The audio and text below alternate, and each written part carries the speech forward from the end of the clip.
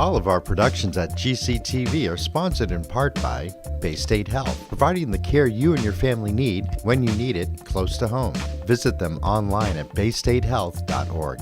Greenfield Savings Bank. Visit them at 400 Main Street in Greenfield. Call them at 774-3191 or go online to greenfieldsavings.com.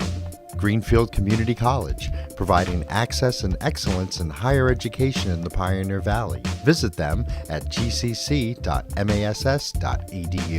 The Hammond Family. The Hammond family are longtime supporters of Greenfield Community Television. New Fortune Chinese Restaurant on the Mohawk Trail in Greenfield. Visit them online at newfortunema.com. Call them at 772-0838 and check them out on Facebook.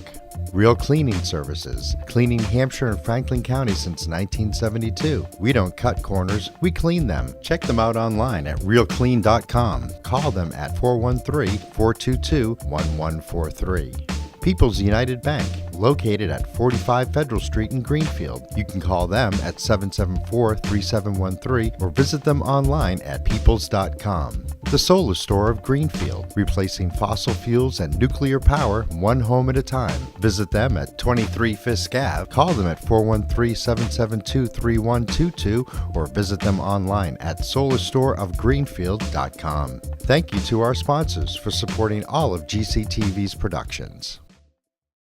Greenfield. Some of you like that, Mayor, some of you don't. They've done a good job, I think we all know that. We're having this meeting tonight. I want to thank you for coming because it's not a simple subject, certainly, and the more we can get out and talk about the facts and what's happening around the world, around the county and the state, and the more people can understand the decisions we have to make. The process hasn't begun anywhere. So we're trying to throw out a lot of information. We're trying to get some feedback. We know that two areas, and we have all our city experts here, two areas that are major concern are sludge and trash, in simple terms. So we have processes we've been doing for years, decades, equipment, machines, locations that we've been utilizing for that same amount of time. The sludge part is much more complicated for me to explain. And so Don and his pros will deal with that. But the biggest impact from that is that where we used to deliver sludge, they're closing down. They're at capacity. We're going further and further away to bring our sludge. We have a couple of ideas, one really innovative, not really innovative, but unused process that we want to maybe get into. We did a feasibility study, it's called anaerobic digesting. We did a feasibility study about 4 years ago, trying to get all the information we can on it. We received a grant at one point, but we weren't ready to use a site to move that, so we're still working on that. The trash is another area where we have to deliver, we have to deposit and deliver. So we collect the trash, obviously, and then we have to deliver it somewhere. So that process costs money, costs equipment. We've done some numbers, they're guesstimate numbers, they're the best we can come up with right now. It shows us with just a slight bit of head above water on the expenses and the revenues derived from that process.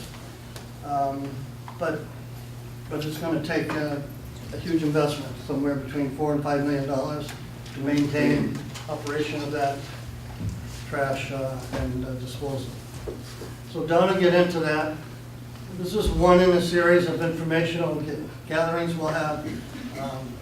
Hopefully we'll have more people engaged. There are a lot of questions to be asked, and we hope we have some answers. The answers we don't have, we'll search and try to come up with another meeting and other type of publication. Please check our website for ongoing information, particularly this evening. Your questions will be brought forth on the website and answered. And anything that's brought up relevant or really pertinent to the conversation of both these areas, sludge and trash, we'll be putting on the website as well. So Don, thank you for putting together the whole masterpiece. Thank you. Hope so. Don Ouellette, I'm the DPW Director, and I want to thank you for coming out in this brutal New England weather. I have a bunch of information up here that if you want to grab a copy, please do, and except for the notebook at the end, which has photos of all the equipment that we have up at the transfer station. One of the big items, everybody says the transfer station, how come you get so many vehicles? Well, the transfer station is why we have so many vehicles. Looking around, I see we got one counselor. Is there another counselor in the? Burns, stand up, take a bow. He's at least one counselor that came on board. Oh, I'm sorry. I don't know the newbies yet, so please stand up. Counselor Gilmore. Counselor Gilmore. Sorry. I have Bob from Montague, and Bob is working with us on the sludge process. He's one of the 5 communities that have been very actively involved, and I want to go through that. But I have a thing about Edmonton anaerobic digester. It's actually more about solid waste than it is wastewater. I have this article. Now, when I showed this article earlier, 55% of you said I ought to go to an insane asylum. The other 45% said I ought to be a Nobel Prize winner. But there's a copy of it here if you want to look at it. I did turn around. I know this has been a sore part for the last week or so, but the water and sewer rate, I have the top page which tells you what the averages are. Then I have Greenfield, so you can take a look at Greenfields. This is the infamous white paper, and it's very important as we're moving forward. I'm actually going to try to put Mayor Martin to work next week and start giving this to all the politicians that we can find. But this is how we can get some grant money and justify this anaerobic digester that we're proposing. The items back here you can look at, but don't take home with you, please. This is the full water survey, and this is the full sewer survey. So you can take a look if you want to compare it to Fitchburg or another community. You can find that information in there. Yes, ma'am. How much of that is online? I don't have any of it online yet, but I can try to get it online. I'll put it on the DPW page tomorrow. Fair enough? Thank you. There's actually one report that I didn't copy and I should have, and there was a UWEIR article that talked about the waste, the sludge, the fact that every place is closing. And it's a very detailed report from 2016. And I should have had that. It is in the white paper, by the way, just so you realize, this is what the white paper looks like. It's half an inch thick. All I'm giving you is the front part of it. So that article is in here, along with the CEC grant and all letters of support. They're non-binding, but we have letters of support from 5 communities. Just want to note that Councilors Dolan and Wheeler have come in, and Councilor Mayo to join Councilor Gilmore and Son. Did I miss any councilors? No, good. See, if you come in on time, I would have noticed that. You know, you're late. So this is officially the waste form. We're going to start with sludge, and then we're going to go to solid waste, because there are some issues that we're solving on the sludge side, but are going to apply to solid waste at some point in time. We got to figure out. There we go. Okay. What is sludge? Everything that you put in your toilet, everything you put in your sink, everything that goes into your shower, goes down the pipe, comes to the wastewater treatment plant. 95% of wastewater is water. In this town, sometimes it's a little bit more because of the leaking pipes, but 95% of the sewer is water. And then 5% is solids. and that is what the sludge is basically generated from. Wastewater treatment is the separation of water and solids. Now, I got two operators here, they can turn around and tell me if I'm wrong, but we will turn around, take the liquid, and it'll go through a process to remove the BOD. In our particular plant, it's trickling filters, and we have a few other processes that we go through. Then we throw some chemicals on it to disinfect it, then we throw some chemicals on to kill the disinfectant. What's a But BOD? BOD is biological oxygen demand. And I believe we do an 85% removal of BOD? How about you, Bob? Is you 85%? That's what the permanent requirement is, we do about 97. About 97, okay. The solids that remain behind are the items that we're beginning to have trouble getting rid of.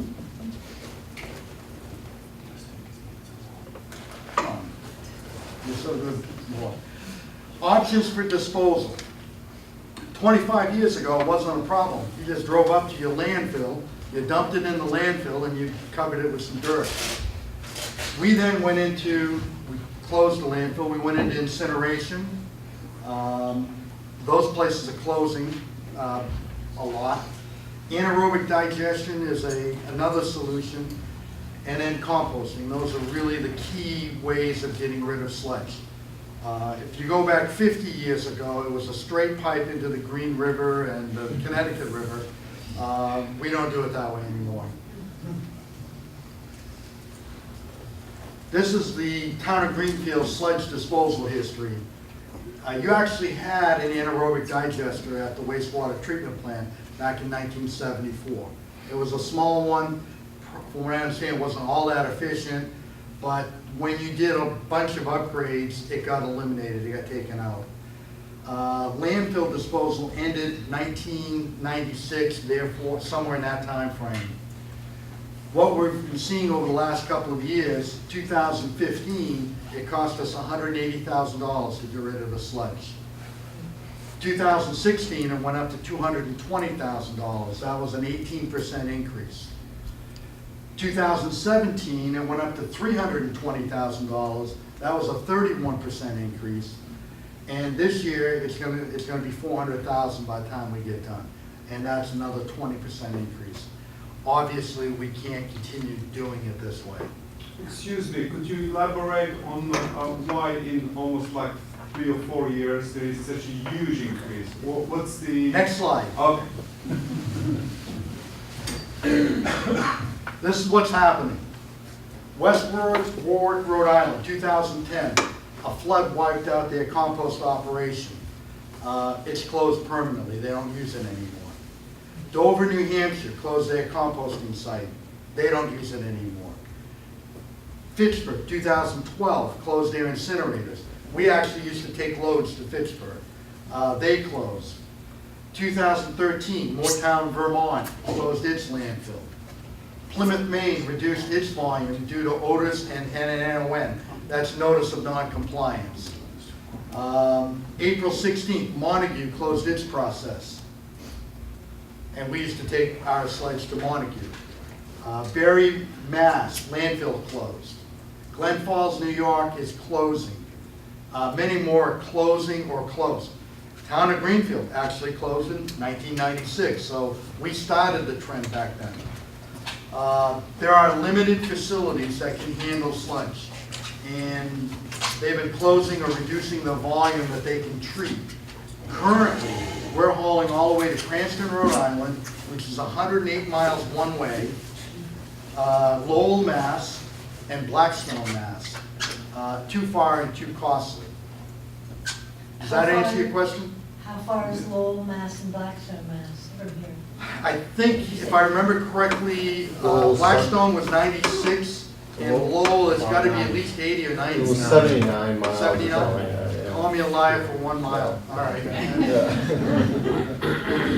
Okay? And that's one way, and that's a tractor trailer hauling a lot of So sludge. Cranston seems really further. It is. The other two are closer. They are. Okay. Come on. Regional economics. Right now, in Greenfield, we're spending $400,000 a year in Greenfield for sludge disposal. That's this year. The estimated cost for a digester is around $6 million. If we did it alone, Greenfield, and didn't bother with anybody else, the cost to turn around and fund something like that without any grants would be $286,000 a year. Now, that's better than $400,000. Okay. We are targeting a USDA grant. The problem we have with us targeting a USDA grant is that their limit for wastewater or water is 10,000 population. We have a population of 17,000. So we don't qualify for it. But Montague does, not Turner's Falls, Deerfield does, Hadley does, Sunderland does, and all the other communities that we're working with, they all do. So we've been talking with USDA about, well, don't consider it wastewater, consider it solid waste. And they've given us a glimmer of hope. They're beginning to consider that. The other thing I will say is that when we started this process back in October, it was kind of inventive and new, and DEP and EPA have actually got excited about this. We had a meeting, what was it, 2 weeks ago? Yeah. And there was 8 people in the room from DEP Yeah. to turn around and talk about this. No one wants to do it regionally, but we're talking about doing it regionally, and that's a big incentive for them to get involved. We're not the only community that's having this problem. Again, as these facilities close, there's less and less places to dispose of this. So we're trying to get a USDA grant. It's not the only grant out there, and we'll try to get some other ones. Yes, ma'am? Is there a grant that's available for a region or a county where you would have a larger population? No. And we've been looking, like I've gone on the EPA website and looked, and if I was wanting to build an anaerobic digester for cow manure, there's 15 grants out there for me to do it. For me to do one for wastewater, there's nothing out there. So again, that's where we're going to try to get the politicians to turn out and help us. So, What is Northampton or Pittsfield doing? I don't know. Bob, do you or Mark know? I don't know, but that was the discussion like you and I had that if we bring in one of the bigger plants, does it overload us? Does it make us have to go to a bigger Right. digester? Right. Is that a good idea or a bad idea? We're trying to keep it to 7 to 10 communities, and part of that reason is we don't want to oversize it. We want to keep it in a 5 or 10 mile driving distance. We don't want to have it coming 50 miles here. My answer, if Northampton or Chicopee or someplace else needs to do this, that they take my blueprint and they turn around and run with it just like we are. We're actually doing one other thing that's, we've applied for a CAEC grant, which is an innovation grant.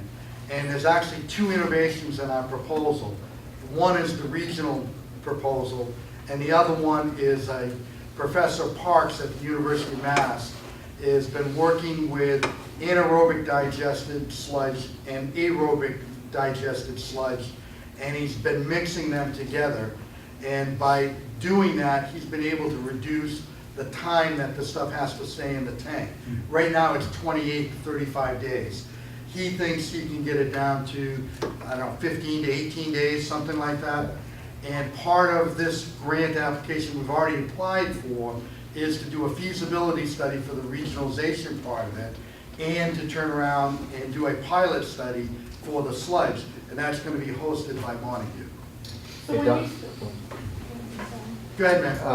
I just wanted to mention, as far as Northampton goes, DEP also told us that Springfield's having kind of the same ideas that what Greenfield's offering about doing a regional digester. Springfield's thinking of the same thing, so they'll probably, They're actually talking about an incinerator, though, not right, a- and they're talking about getting some of those big towns, the Northamptons, involved with them, so, which is great, they can take care of that part of the Western Okay. Mass.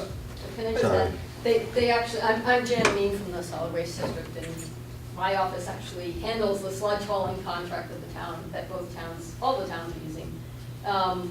Springfield contacted me and said they would be interested in basically western Massachusetts, Hampshire, Hamden, and Franklin County. So they're in the same place that Greenfield and Montague and Deerfield are in, where they're trying to get feasibility study, but that is another, at least we have two options kind of being investigated. Okay. Sorry, I came in late, maybe I already missed this, but the idea of digesting sludge is to reduce the volume that needs to get hauled away? That's correct. What's the reduction amount? The reduction is between 80 and 85%, and the digestate that is left over, right now, we're looking at taking it to Montague to put into their composting system, so that it's really 100% reduction. And is there gas produced during the Yes. digestion process that Yes. would make? We'll end up getting, again, this, and I go back to the mayor mentioned the fact that we actually did a study on an anaerobic I was there digester, for the presentation. but it was a FOG anaerobic digester. In other words, fats, oils, and grease, which is a very high energy thing. Wastewater is not that high energy. I remember that. Unless it's coming out of City Hall, then it's real high energy. But coming out of the normal wastewater stream, it's not very potent. We'll get enough energy out of it to operate the digester and maybe a little bit of heat for the building, but that'll be the extent. So it's not primarily to generate? It's not primarily to make renewable energy sense. credits or anything like that? Correct. Okay. Ma'am?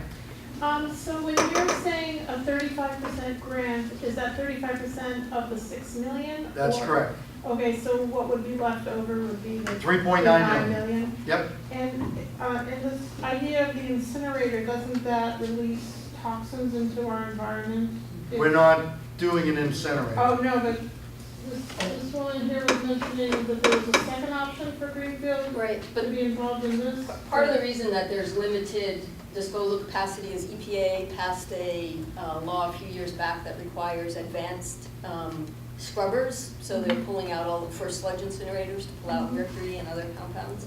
So those are multi-million-dollar upgrades that a lot of facilities, like Fitchburg, just decided to close. Okay. So the remaining sludge incinerators now meet these higher emission So standards. they won't be emitting, Well, I The removal percentage. so it does, but it's at a lower percentage. So, I mean, the thing we're trying to do is get into this grant so we can create our own digester along with 7 to 10 other communities, Right. correct? Correct. Hey, Don, just, as far as I understand Springfield, if they get into an incinerator, Springfield Bondi Island is run by Suez Environmental, which is a huge conglomerate company. They're most likely gonna be wanting a tipping fee for us to bring our sludge down there, so you're gonna kind of be in the same boat of, instead of it going all the way to Cranston, Rhode Island, you're gonna bring it down to Springfield, and you're still gonna be potentially $200,000 a year. So- Actually, in my conversation with one of the individuals on the sewer commission, the reason they're doing this is because their contract, they've had a long-term contract with Suez Yeah, at a very low rate, so Suez is losing a lot of money, and so they know that their cost is gonna increase, so they're looking at actually the city would build and operate the facility. So it would be a regional, it'd be a government agency, so You're still what they gonna would, have- what they would charge, we don't know, but it wouldn't be operated by Suez. you're still gonna have to pay for sludge disposal though, right? They're, yeah, they would, I'm sure there would be a tip fee, but Yeah. just like, anyways. Okay. I just wanna make sure that we're all on the same page here. So I want to get through this slide real quick. If we have a 2.5% loan, that brings it down to 182,000. So obviously that grant would help out quite a bit. 182 is less than 400,000. If we look at the shared cost, we're not going to absorb all of this cost.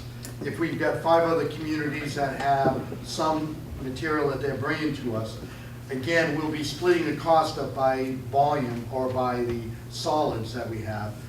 I plugged in 60% because I think that's about where it would be.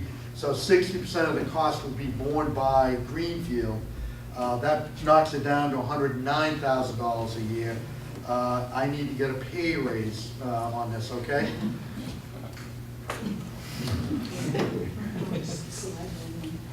No, you'd lower the water sewer rates. We could do that also. Yeah, right, do that also. So again, just real quick, regional facility, we get a lower operating cost and a better chance for state and federal grants. If I go alone on this, I can tell you I won't get a USDA grant. I might get a $400,000 grant, and that would be about the extent of it. If we go regional, because it's a neat idea, it's an innovative idea, and it's a problem that is nationwide, not just in Greenfield, they will take this blueprint and possibly use it in other places. I may get guest speaking fees from other communities. Digestion will reduce the solids 80–85%. The digestate is the material that's left over. It's fairly inert. That byproduct will be composted by Montague. The way we kind of envision this, Montague will be shipping their sludge over to us. We'll put it in the tank. We'll give them the digester, and they'll ship it back. And the total round trip is 3 miles? 3 miles. Okay, versus 100, 108. And would there be, will we, because we're doing this sort of thing with Montague, will Montague be charging us an extra fee? They might, we may work out something different on that. Again, we're working with FRCOG, Franklin Regional County Governments, with Ben, Bob Dean. Bob Dean, thank you, with Bob Dean, and he's gonna help us write up a regional plan for that. But again, the idea is whatever solids you're bringing in is what you're going to end up paying for. So if the digestate's going out, and I don't know, if it costs us $5 a day for that, you know, we'll figure out how to pay for that, okay? And if his plant for some reason can't take it, we'll still have to figure out how to get rid of the digestate, and then I may be back to say, okay, maybe it's time for us to build a small compost site, or it's time for us to still ship this to Springfield to have it run through their incinerators at that point in time. But right now, I'm pretty confident that we're gonna get rid of most of the digestate with Montague. Very limited trucking, 3 miles, 108, it's not hard. Sir? What's the life expectancy of Montague's situation? The composting facility, It's endless. it's pretty simple, pretty basic. Okay, I would venture to say we could go into composting here. How many of you have been near Martin's Farms during the summertime?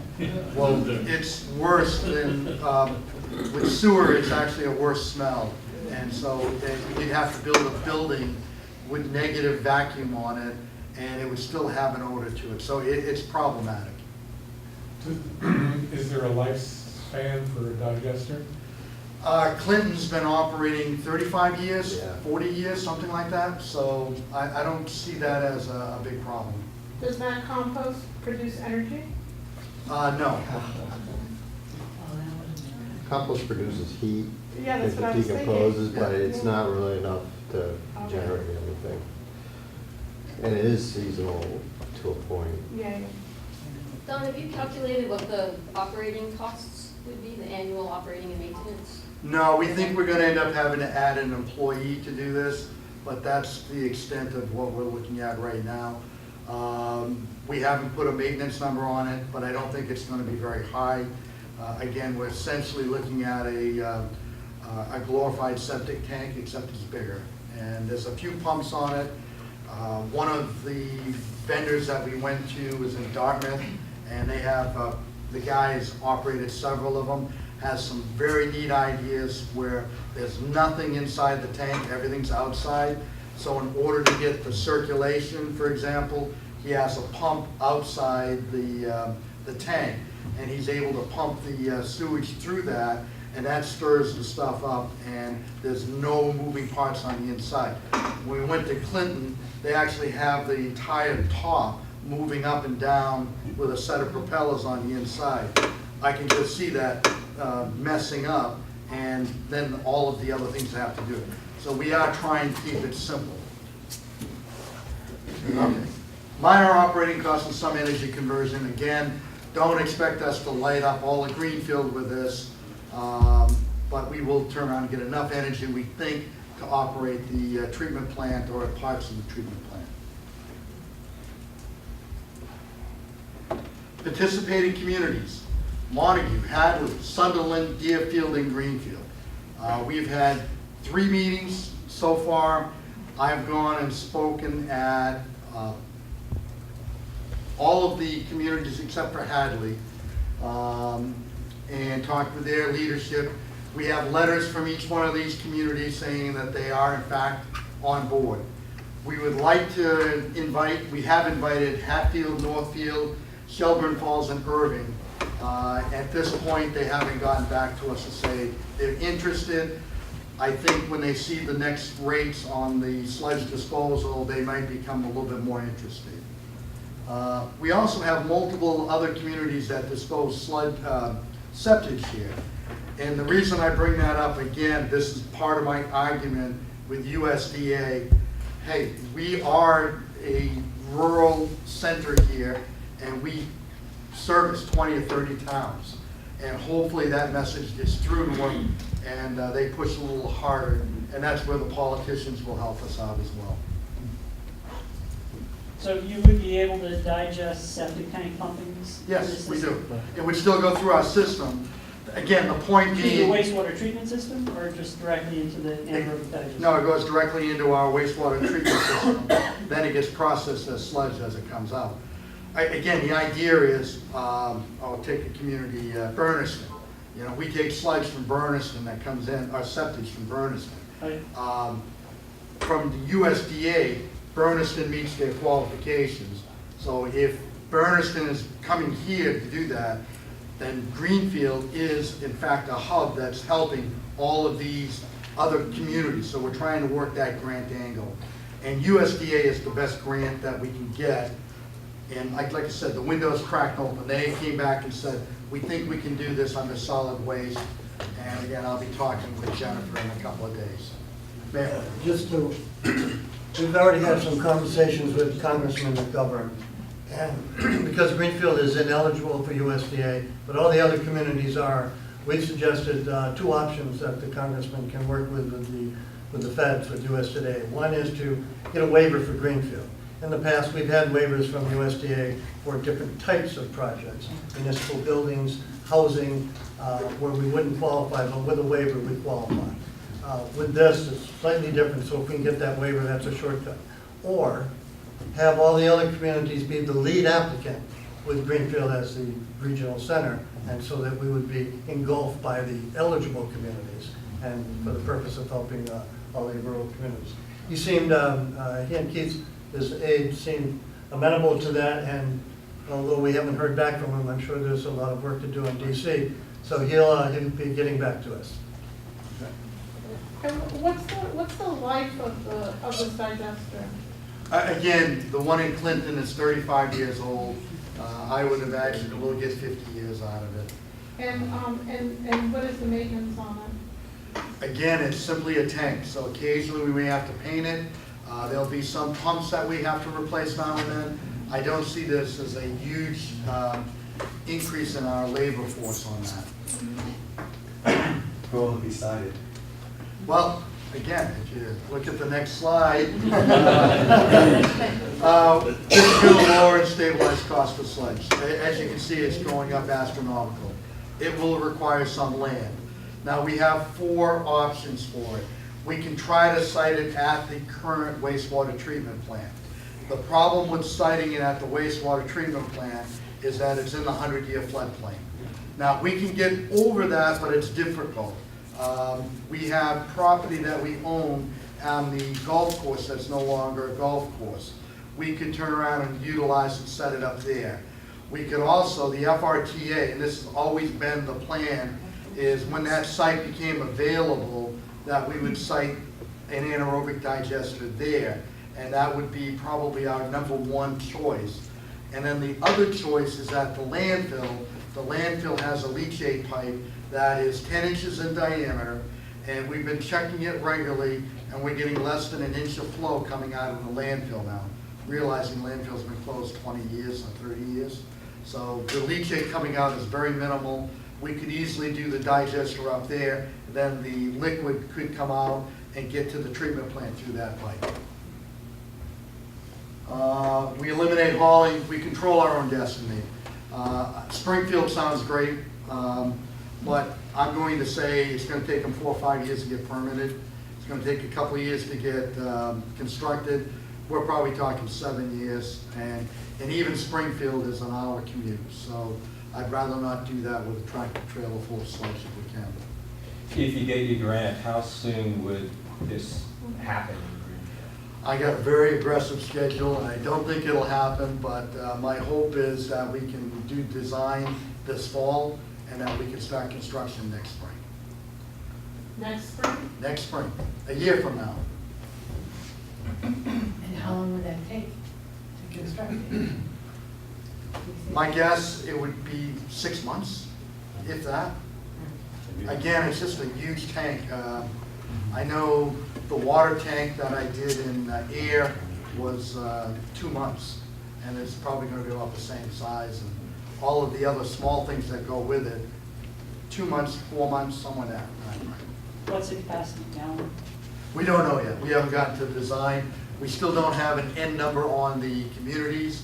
That's part of the CEC grant. They're doing a feasibility study for it, and they're also doing the pilot study for Professor Parks. All right? So are you gonna try smaller communities like Warwick or New Salem or Wendell or? Do they have treatment plants? Nope. If they don't have treatment plants, the answer is no. They're all on individual septic. Yeah. And that also starts, you begin to truck it again. Yeah. That's one of the things we're trying to avoid. Right, well, I was just wondering. Way in the back there. Hey, I'm assuming that you've had experience yourself. I know this process was closed here in Greenfield, you said back in the 90s. Yes. But I'm assuming that you have experience in a previous life overseeing this kind of a In project. Nashua, New Hampshire, we built an egg digester in Nashua, New Hampshire, so yes, I am familiar with that process. That digester took a year to build, but it was substantially bigger than what we're talking about. But you don't think it is going to require, you see it says may need 1 employee, I'm just kind of picturing that, right? I mean, coordinating with these other towns and such. You don't think it'll need more than 1 or even 1 employee to manage? I think we're gonna end up with 1 employee, and then Mark is gonna handle all the extra work, that's not a problem. So, I have a question. Yes. So ultimately, we're doing this, one reason why we're doing it is to lower cost. Yes. Certainly. So if everything did go according to plan or how you would like it to go, Yep. say 2021 it came online, I mean, I would hope that. I'm hoping it doesn't take that long, but if it does. Well, I mean, that's 3 years from now. Yep. So, or even 2020, which is 2 years from now. So, I mean, ultimately, I would hope that one of the reasons it would be to hold your sewer and water costs down. Sewer costs, not water. Two different processes, 2 different enterprise funds, but yes, it would have an impact on the sewer rate. I think what's important is to get the feasibility done as soon as possible, because by that time, you're almost heading into the fall where all the towns have to start establishing their capital projects and money. So that's why I think Don's talking about an aggressive approach as far as, especially with the feasibility study goes, because like myself, I have to go in front of my town and say, hey, by the way, I need 3 million, and so. Correct. Okay. I mean, 2 million. I didn't say 3. Projected schedule. Use the white paper to promote the project. Again, you can see that we put a lot of work into it. Get local and state politicians to support the project. Again, we're already working on that. Get the CEC grant approved. Again, the CEC grant, they called us 3 times last week? Twice last week. All right, I exaggerate. But they called us twice last week getting more information. They don't do that unless they're going to give you the grant. And they seem to be very high on it. Again, they like the fact that it's a regional project, and they like the fact that we're trying to incorporate Professor Park's digester, or sludge digestion. So we're going to apply for several grants. We are targeting USDA. Trust me, I'm going to use a shotgun approach on this. There are 4 or 5 other grants that we can apply for. The fact that we're taking probably 10 tractor trailer loads of sludge off the highway, traveling a round trip of 200 and 220 miles, ought to allow us to turn around and get some energy credit from fuel savings, as well as the fact that it will generate some energy to run the plant. Do you know if this qualifies for AICS? For What is AICS? Alternative energy credits? I believe it does. Alternative energy portfolio. Carol said that we would be eligible for $400,000 through them, so. In AICS, yeah. Yes. In terms of the financing, the 3.9 million that's left over after the grant. Yep. Would the idea be for Greenfield to bond all of that, and then other communities pay us? You know, I'm not a finance expert. What I would tell you is that it comes with a loan from the USDA at 2.5%. Or we can go through the state revolving fund, and sometimes you can get that at 0%, but usually what they do is they give you at 0%, but then they get 3% extra things that they want you to put into it. So. But it would be on Greenfield's books. It would be on Greenfield, it would be on the wastewater enterprise books, not the tax rate. So, excuse me, Jay, I want just to make sure that I understood. Are you saying that the ownership of this digester would be owned by our town, not owned collectively with other towns? It may be owned collectively. Again, we're working through the FERCog to turn around and work that out. We're not there yet, guys. We started this in October, and where we're at right now is real. We've made a lot of progress, and we hope to make a lot of progress in the next 2 months. Did you say any electricity generation? Yes, there will be electricity. So we don't know how much, so. That would be renewable energy credits. That's correct. And then thermal? Don't know if we're going to try, if we're just going to go with a generator, or if we're going to try to catch the thermal out of it. But I think useful thermal will generate alternative energy credits. Right. At this point, you probably won't be getting a lot of thermal out of it. It'll be mostly used up by supporting the plant, keeping the digester warm during the. But that's useful thermal. That would be considered useful thermal under the AICS program. Would it be under AICS? Any useful amount of heat that's used that would replace the need to use fossil fuel would qualify for alternative energy credits. We'll definitely look into it. Ma'am. And how much are you, what will the town, residents of Greenfield have to pay? Well, again, this is. You get this loan, it's got to be paid back. That's correct. Let me put it to you this way. Would you prefer for the town of Greenfield residents to spend $400,000 a year on taking it to Lowell or wherever? Or would you rather us spend $109,000 a year processing it ourselves and not having that? You know, you're going to save almost $300,000. So yes, there'll be a debt that will come in, but that debt is going to be way offset by what we're actually spending today. And how about toxic fumes coming from this?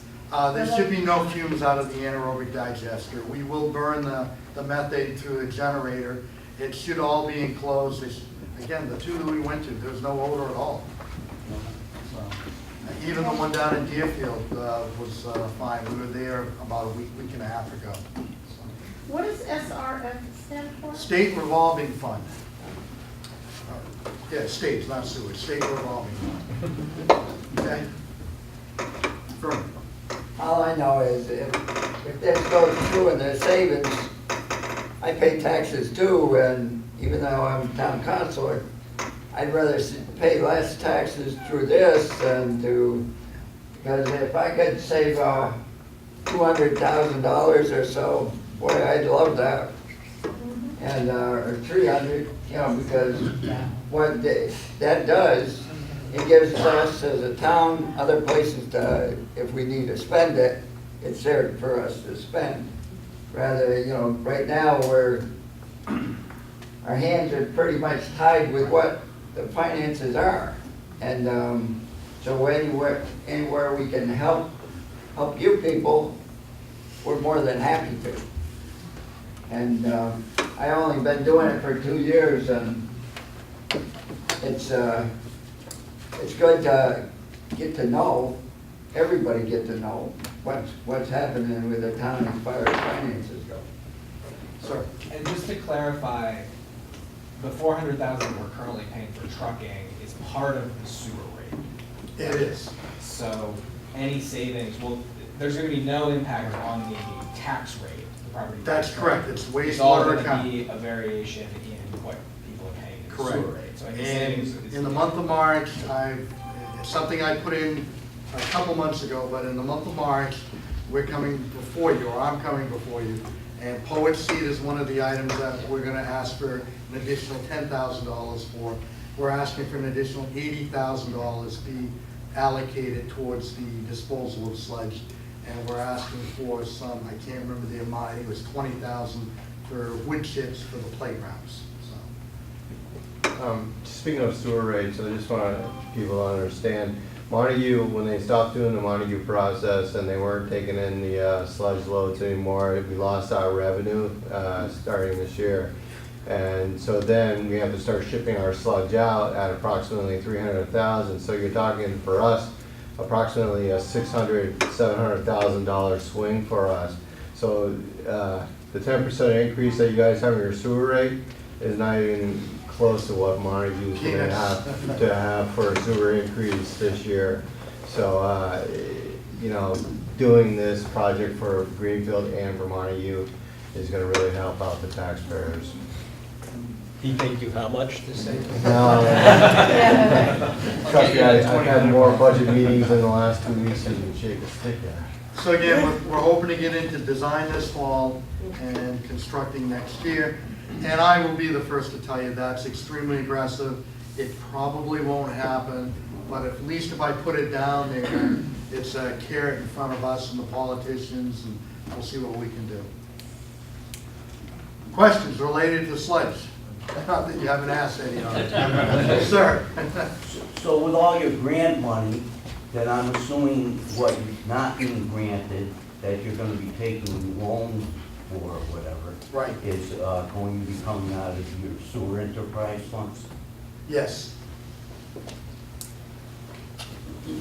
Any chance of also taking processing waste, that type of material with this? The problem, we're gonna try to have a tank set up for the fog, the fats, oils, and greases. We may actually be able to do something with our trash collection where we took, you know, food waste products and stuff like that. The problem is that it is a delicate balance. You have to manage the heat and the activity in each one of these tanks. So if we're trying to run a normal wastewater digester, and then you start putting in some of that high energy stuff, you could actually turn around and cause yourselves a lot of problems. We're looking to try to have a small tank that we can turn around and pull some stuff in, and that would be a way to knock some costs even further down, but it's not the primary objective on this, if that makes sense to you. I don't know if it makes sense. I mean, I think it's good to plan for that because. Again, we're trying with a small one, and we'll see if we can turn around and slowly feed in some of that stock so we have a consistent Glenn, the recipe. food waste ADs typically, they need all of the food, many of them need it slurried. Yeah. So like the anaerobic digesters that are set up in farms like in Rutland and even Melnick's, they're not necessarily taking dining hall waste from UMass, they're taking slurry from Dole, or, you know, cranberry waste, stuff that's pretty liquid already slurried or pureed. So it changes for these guys, Dramatically, yeah. it changes the design to include food waste in a, you know, there's different kinds of anaerobic digesters. Right, yeah, the presentation a few years ago sort of focused on that quality rather than sludge. And they actually said that sludge is not worth digesting because it has a very low energy value. Right. It takes more energy than it gives Yes. you. And they were recommending to go toward Right. high food value digesting, because that's what generates the most gas and gives you, a significant amount of energy. And Glenn, if we had moved on that 4 or 5 years ago, I would have said that was probably the way we should have gone. Although we're not trying to solve a problem here to generate revenue, we're trying to solve a problem for costs going up. No, So I it's cost understand. avoidance and stuff. But yes, we will try to see if we can do something, but it'll be small scale, and if it works out, we'll go bigger. But for right now, we're saying no, we're simply focusing on the solid waste. And we didn't want to also compete with some local projects that had converted to food. Right. Food waste. So the Wright Farm is in the process of putting together a package for digesters Oh, for yeah. food waste and manure. And then Milner came online. So we didn't want to be a municipality competing with the private ones for the same product. So we had our own, like homegrown sludge. Okay? Literally. Ma'am. The last farmer's market, folks called City Compost were there. I didn't realize they're in Northampton and Amherst now, but they will give you a clean container every week. You put your stuff in and it leaves. They'll take salad dressing, raw or cooked meat, paper napkins and whatnot, and you get the compost back for your garden. I don't know what they're doing, somewhere around Boston, but they're out here doing it for us. Again, my suggestion right now is Martin Farms does that. Yeah. I would take it to Martin's Farm. Can we do it with this project? Maybe at a minimal level, but I would rather not get into it. No, I just was wondering if that. When you is start small getting scale into enough food to- waste and stuff of that nature, then you start getting into rodents and all kinds of other things, and really would like to avoid that. Okay? So we're done with sludge? We totally, yeah. Okay.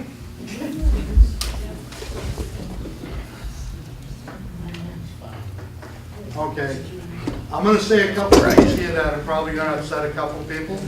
And then if you listen to the whole thing, you'll appreciate what we're putting out here today. I'm gonna go through myths, costs, vehicles, facilities, and future outlook. Come on. Myths. If we close the landfill, 8 men will lose their job. That has never been talked about between the mayor and I or to the union rep. We've always said if this were to close, we would find a home for those guys, that they would end up working, and we would lower the jobs that we have by attrition, by people retiring or people leaving. We would not turn around and walk up, on Friday and give them a pink slip, although I kind of expect one tomorrow. But if we turn around and go through that process, I want to make sure that everybody understands we have never said that we would fire people. In fact, it was quite the opposite, that we would find a way to keep them on board. And I've always talked that if we do the meter program, I could easily pull 3 people in just to change meters, and that would be good for a year or 2. So we'll find a way to keep bodies.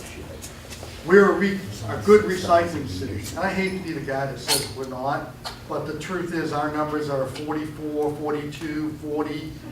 They're not very high. I came from a community that had a recycling rate of 75%. So you can do a lot better. At one time, you guys were at 55%. And I can tell you that was the same time that you went to pay as you throw, and people had to actually start putting a $2 sticker on the bag.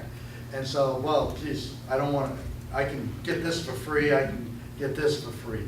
Well, here it is 4 or 5 years later, and that has worn off. I understand that education is great, but we turn around and we talk to kids when they're in kindergarten all the way through. Some of you are older, younger than I am, but I didn't go through that kind of training. But it works to a point, but there's a point when they get out in the real world, they forget all that stuff. So education's not the answer. The only way you're going to increase the recycling is through the pocketbook, and it's a sad fact. If we were to double this rate, our recycling rate would double. That being said, we're not going to do that, but I want to point that out, that we're not a good recycling community, and maybe there's something we ought to try to focus on, but again, I don't think education is the way to do it. You know, we can take some ads out and stuff of that nature, which is good PR, but good PR and actual results are kind of limited. Dual recycling is better. I'm sorry, I've actually been in the Casella plant in Charleston, Massachusetts. They had a residual rate of 15%, and that's what I got in one of the emails, that if you go to single stream instead of dual stream, that you're going to lose 15% of your recycling. That's not true, guys. What happens at those plants is, as the stuff gets dumped on the floor, they're dumping in the dumpsters and everything else. There is a lot of material there that can't be recycled. When I went through, I saw garden hoses being pulled out. I saw 5-gallon buckets being pulled out. I saw play equipment being pulled out. So it was stuff that could be recycled. If you ever get a chance, go through one of those facilities. They're incredible what they're able to do. Their actual recycling waste is somewhere between 2 and 4, maybe 5%. And my argument would be, if we ever got a good offer for someone to take over our recycling, but go single stream, I wouldn't turn around and turn it down for this right here. And that being said, there'd be a huge savings on gasoline, there'd be a huge saving on time. So keep an open mind on it. But can you explain to me what single stream and what Single stream is, you don't separate your paper from your cans, so you put it into one big container. And then it goes through a processing plant where it starts to go up an assembly line. They pull off the items I just talked about. Then they have a little blower that blows the milk jugs one way. Then they have a magnet that picks up all the metal. I can't remember what they did with the paper, but there was a way for the paper. The glass got crushed and fell down through the rack. It was incredible. And when you saw the end bales, they were almost 99% clean. So again, don't get misled on that. We don't have any plans to change anything, but I just don't, I hate seeing what I call kind of misinformation. It's only recently that I've seen in the press that there are a number of cities that can no longer find facilities to put their single waste through. Okay. And so I think, not arguing with what you said before that, but for us to think about going in that direction, it's just not cost effective for the single waste things. And there are a bunch of cities around, some in the state, but mostly around the country, that are now finding they have to go to dual recycling. Yep, and that's not an invalid point. But the point that I went through with the the sludge applies to solid waste. We're getting less places that we can go to. Our trash right now is going to Holyoke, and it's being put on a train and is being shipped to Ohio. So think about it. I mean, you can understand that it's beginning to get tougher. And I think there's going to be a day where recycling is going to cost. We're not going to get recycling for free. It may not be as much as MSW, but we may end up having to pay for it. And the days of seeing hundreds of thousands of dollars in revenue from recycling, those days are not coming back unless China turns around and really changes their process. That's the point I wanted to make. So on a global view, China has stopped collecting trash. So all across the world, ships are backing up, containers are backing up, and to your point, the single stream is having a problem, because I think, and Jan, you can address it, I think we have the only separated The dual stream, yeah. dual stream in the state, in Springfield, and all the rest of them are single stream, and they all have a problem through the other side of the state. So, this is a conversation, that's why we're trying to get a group thought here, so, there are a couple reasonable ways to go, and they're both backed up by good thoughts. We've got to choose one way. And maybe the way we're doing it now is perfect. Is there any uptick in recycling rate that goes along with switching to single stream? There, I did notice that in Wayland. We did get an uptick in Wayland when we did that, so. And we, Uptick with what? uptick in recycling rate. It actually increased a couple of points by us going to single stream. And in Wayland, just so you understand, they had a drop-off transfer station, and you could either do that or you could contract somebody. And it was about a 50-50 split. And when we went to single stream there for the drop-off, other than the diehards, most people were real happy with that. There was one container they had to dump, and then they were gone. So, again, there was some ease to it. I'm not planning on doing that. I just wanted to put that out as a, you know, don't turn around and close your eyes to it unless you turn around and see what the prices are and everything else on that. This right here was the biggest myth. When I came on board, I heard we got to close the transfer station because it's costing the taxpayer money. And I don't want to throw our accounting programs under the bus, but when you looked at our accounting programs, it looked like we were spending $300,000 of taxpayer money. So when you look at that and you say, okay, the $300,000, and you see the comment that I left in there, well, we don't service schools, businesses, housing authorities, multi-unit apartments, or condominiums.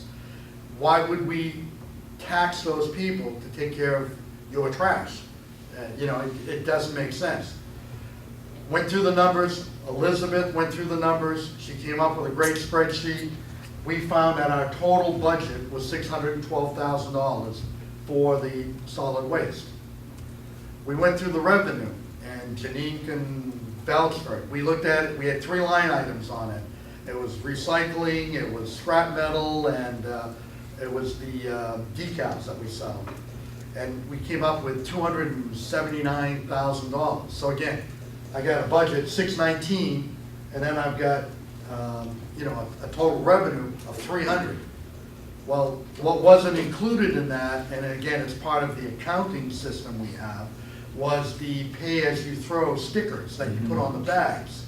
That's $450,000. So when I added that in, I came up with a total revenue of $734,000. We're actually putting into the tax rate $122,000 a year. Now this, again, it's confusing. There's, we do have the fringe items, the health insurance, some of those taken care of. If we made this an enterprise fund, there's what they would call indirect costs. For example, part of my salary would be added on to that and stuff. So there's still some finagling with the numbers and everything, but the bottom line is, right now, this is a net zero or a net positive for the town. So for us to turn around and say, no question, we gotta close this landfill, it's not that way, guys. It's part of the evaluation process. And that's what we've been doing for the last couple of months, is going through and just evaluating. I do apologize, I've been here 3 years, it's the first chance I've gotten to do this, but I will tell you, I look at water first, I look at sewer second, I look at roadways third or fourth, I'll turn around and look at sidewalks, I'll look at parks, and then finally I'll get to the transfer station and solid waste. I finally got there. I had a whole week where I didn't get interrupted, and this is what we came up with. Equipment. Equipment is that one item that seems to drive city councilors, and I apologize because most of you guys aren't in that group, nuts. How come you have so many vehicles? Well, the reason I have so many vehicles is because I have a transfer station. And we're one of about 20 communities left in Massachusetts that still have municipal pickup. Very few communities do it. I have the list here. I also put a cost over here, what it would cost to replace these vehicles. See, that's 8, 11, 12, 13, 14, 15, 16, 17, 18 vehicles that we have up at the transfer station. Now, when I say deadline, those are 2 vehicles that I asked for to be replaced a couple of years ago and was denied. They said, no, you need to find another way of doing it. We can't have the extra vehicles. Well, they got to the point where we had to deadline them. And one of the concepts, and I'll go into it a little bit more, we're going to change our pickups from 5 days to 4 days, which will allow us to go from 8 vehicles to 6. Technically, we're already at 6 because I've deadlined 2 of the vehicles. We also have a baler that's 24 years old, and it's very temperamental. The equipment cost, when I added up to replace every piece of equipment at the transfer station, I came up with $2.7 million. If I replace on a 10-year cycle, that's $276,000 a year. If I do it on a 15-year cycle, it's $184,000 a year. If I do it on a 20-year cycle, and trust me, that's not the way to do it, that's $138,000 a year. So I used a 15-year cycle as I went through the rest of this evaluation. The facility up there, we've actually had vehicles fall into the pit where the tractor trailer is. It's unsafe. It's poorly lit. It has no insulation. You go in there, you can see the insulation hanging off the walls. We just changed all the glycol in the pipes there so that we can lower the temperature to 40 degrees because it's the most energy inefficient building we have. We shouldn't allow people on the floor. I have no idea why the building's as tall as it is. We don't unload tractor trailers in there. We could cut that building in half and do better. The fire sprinklers, I couldn't afford to change the sprinkler heads, so we just changed the glycol this time, and maybe next year I can replace the sprinkler heads. And having been in the business for 25 years, I can tell you I've had 4 or 5 fires in a transfer station. So especially during the summertime, somebody takes the hibachi, they dump it into the trash, they throw it away, the coals stay there, and then all of a sudden it comes up. We also have to comply with OSHA starting in September. I'm sure when they inspect that building that we're going to have a lot of deficiencies. We have no scale up there, and it befuddles me how we run a transfer station without a scale. So we have no idea what loads are coming and going. And one of the problems that I've had to deal with is one of my employees out there charged somebody $20 for a load of brick. Then the guy came the next day and had a little bit bigger load of brick, and he charged him $25, and the guy called him a crook and everything else. And, you know, I mean, there was a legitimate estimate that was made, and, you know, it'd be nice to have a set of scales where we wouldn't have that problem. And this number is total, grabbed it out of the air. One could be $5 million, it could be $500,000 to do renovations up there, to bring it up to go, to make it a smarter building, smarter facility. But I use 1.5 as a starting point, and that comes up to just under $100,000 a year to borrow. So when you look at this, your total, yes ma'am? So I'm trying to take notes, but this is going faster than, you know, I can write. Can you send your slides? I will send you my PowerPoint, yes. Thank you.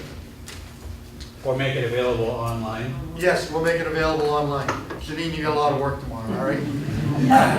So are you saying that it's good, depending on what the inspection or auction is, that it's gonna cost $1.5 million? Well, I don't think there's to any update? question you're gonna spend at least $1 million, $1.5 million on that building, that area within the next 2 years. Okay? Now, the good news, let me continue, all right? The operating cost is $612,000. That's what you're paying today. Your equipment cost, I calculated at $184,000 a year. Let me just clarify that one. Yep. That includes borrowing $2.4 million to replace the equipment? The one, yes, the 184, yes. The facility cost was 96, which was the So last just, slide. just to clarify, the 184 on an annual basis is debt service for the vehicles. Correct. So then, is there any set aside each year for replacing vehicles?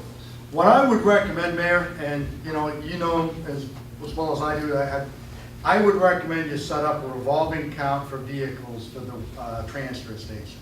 And that you simply deposit that money in. And at the end of 2 years, if I need to buy one of the big trucks, I can go out and buy one of the big trucks.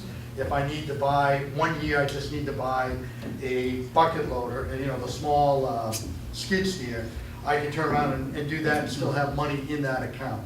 But I think that would be the cleanest way to do it. That way you're not borrowing any money for vehicles. Okay.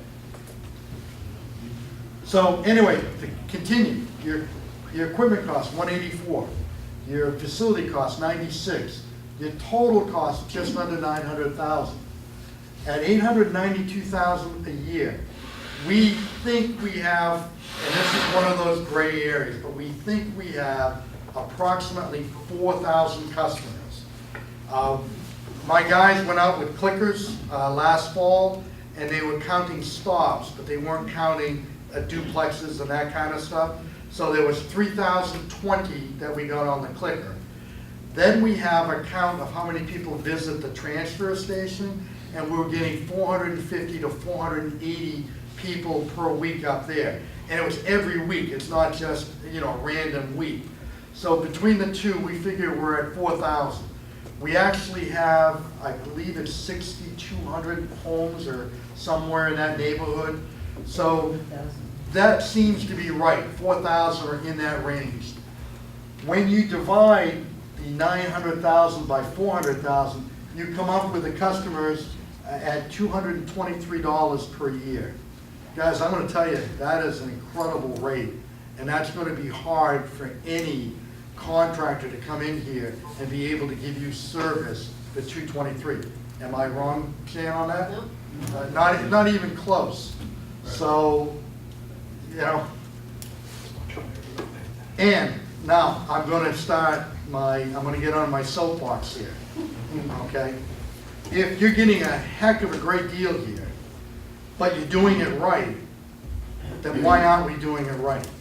And you have to, as a community, this is not Dawn Ouellette, this is you guys, the town, the city as a whole, you have to decide, are we going to run it for 20 years and we're going to do it right? Or are we going to continue to turn around and not run it correctly? If you turn around and not run it correctly, I guarantee you, within 5 years, you'll be closing that facility. So currently, any money for facilities and vehicles is already a part of that 612,000. It sounds like you're not buying vehicles. We're not buying anything. Yeah. Today, that is my operating cost, and I've had, since I've been here, there hasn't been a penny spent on capital up at the transfer station. I think they did buy a vehicle 4 years ago, but that's pretty much it. But if the revenue is at 734,000, where's the extra money going to? To lower your taxes. What extra money? I didn't clarify that. Yeah, go ahead and clarify me. There's $122,000. If there's $730,000 in gross income into that operation, and it costs $612,000 to run it with the numbers and the assumptions made now, then there is a profit of $122,000. Right. So where is that going? That's into the general fund if there's more money there. Right. So these are very quick numbers, they're guesstimates, and they have to be reviewed again, because if governments could run trash disposal pickup business for $223 per customer per year, then there would be no private industry doing it. So obviously, I believe all the costs are not included in that, and those need to be looked at. But the real question for our meeting tonight is not whether that's got a P&L, profit and loss. The real question is, whatever we're doing now is not enough. And we're going to get hit with regulation upgrades, OSHA upgrades, building upgrades, and we are just throwing all our energy dollars up through the roof of that 50-foot garage door all the time, because it's always open and we're always eating it. So it's, do we want to put in the $5 million, $4 to $5 million now for vehicle and equipment, plus another $1 to $2 million for, hopefully that's all it's going to be for building upgrades and OSHA compliance and regulation compliance this year, next year, and the coming years? Or do we want to do something else? I don't care. I mean, I look at kind of the numbers, how's it going to work? If we're not losing anybody, we're not going to lose any employees, we're going to, do we feel good sending our stuff somewhere else to be incinerated because we don't like dioxin coming out of the stacks, but it's okay somewhere else? I mean, that's another moral question you have to consider. So there are a lot of issues to consider, but it's not a revenue generator for the. Question here first. Well, I was just gonna say, I mean, I think for most of the people in the town, we expect our taxes to be spent, right? Right. And so we don't expect that the trash pickup is gonna be, Revenue no generator. cost to it, right? We expect to be, that's what we're paying taxes for. So we expect some money to go towards that.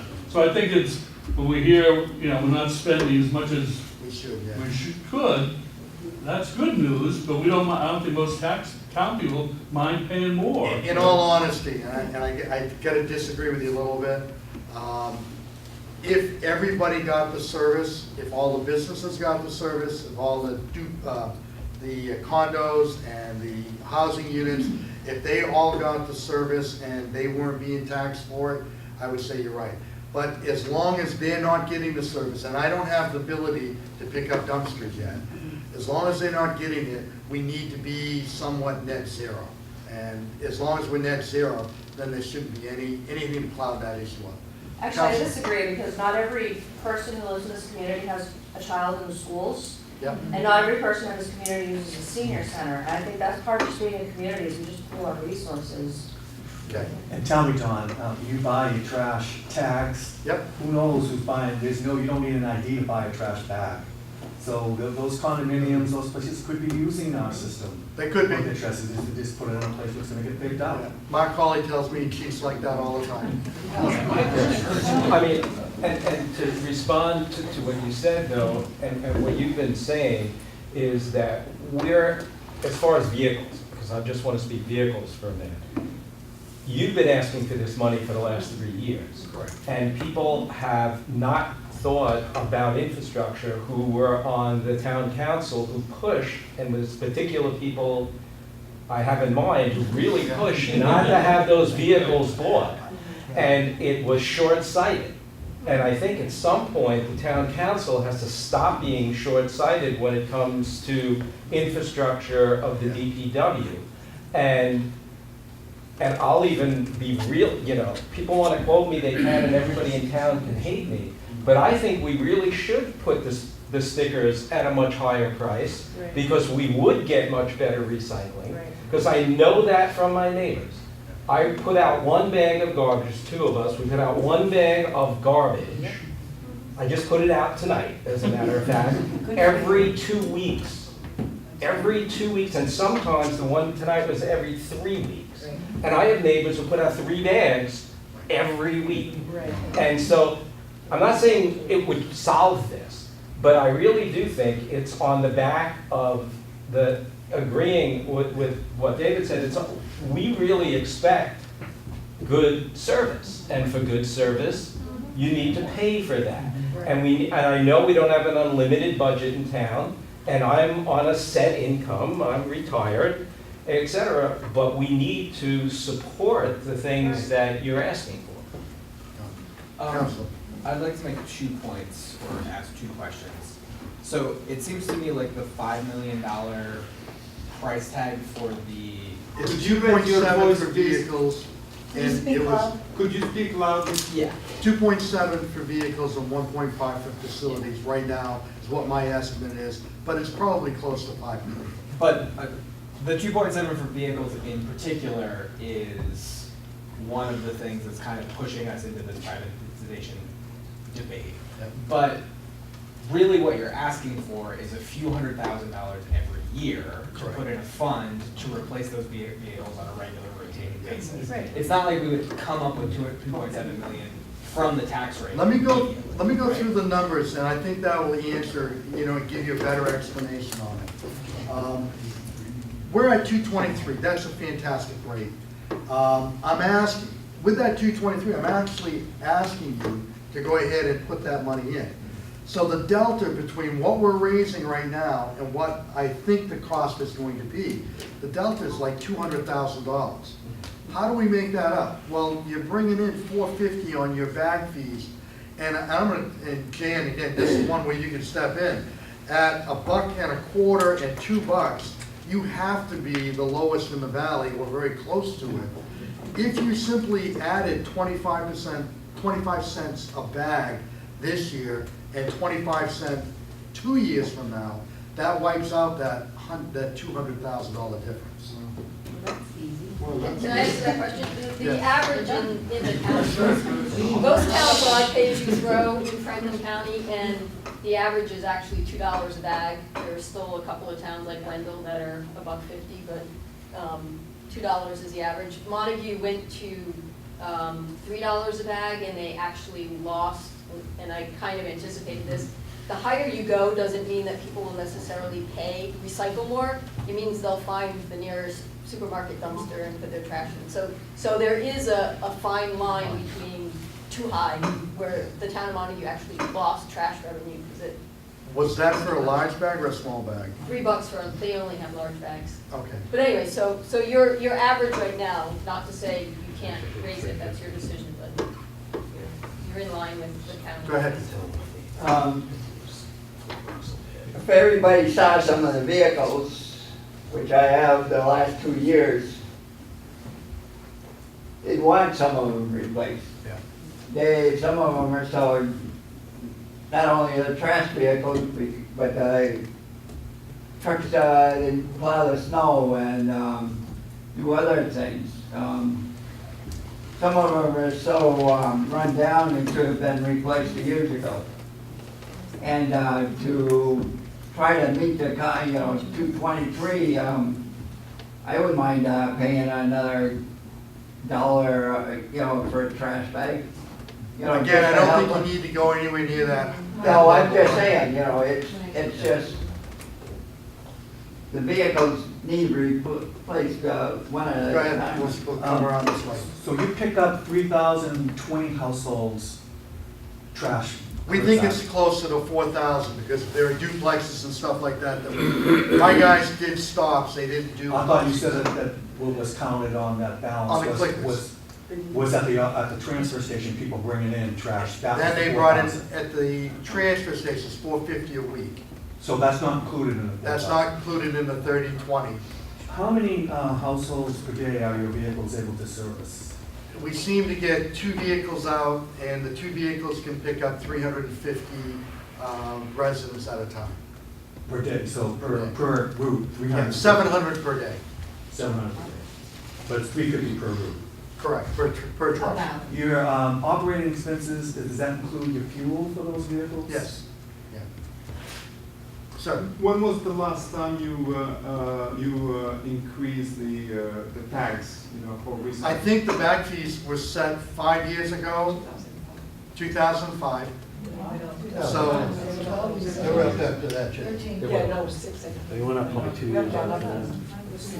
They went up 2 or 3 years after that. Started out as $1. The consensus seems it's only gone up once, and that was 2010, so that was 7 years ago. Okay.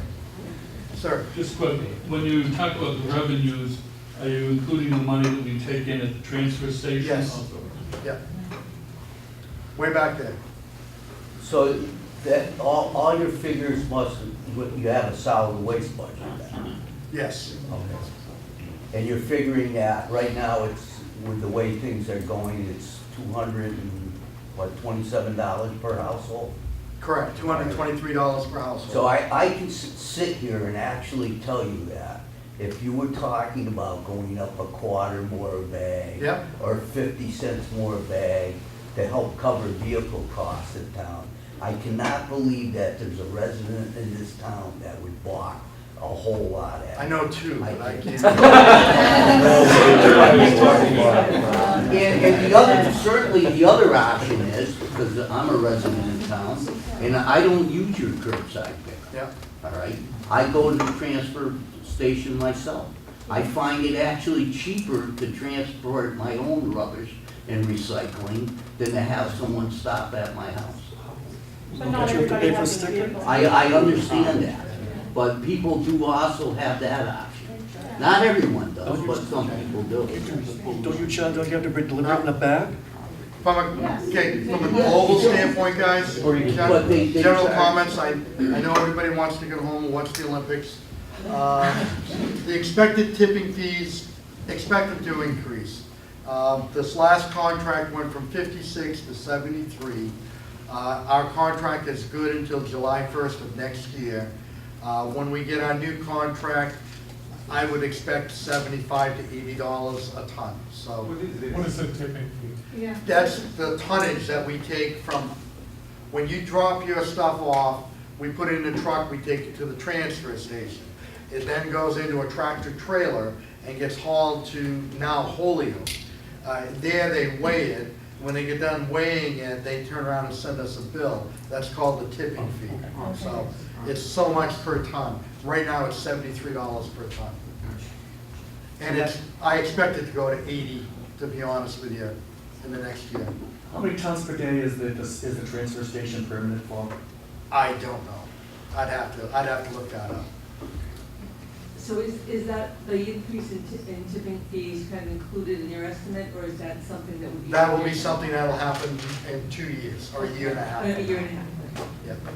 From what you've described, is this, the planning, if we do it well, allow us to maintain control of this coming from New Jersey where it's won by the mob, basically? By the way, I don't want to change the topic, but in Cranston, Rhode Island, they're taking sludge loads from New Jersey right now. Go ahead. My point was that if you can maintain control of that, I mean, the fees, like my daughter and son-in-law still, they go up all the time. You got nothing to say about it. The town has no capacity to do it by itself. You're at the mercy of private haulers and whatnot.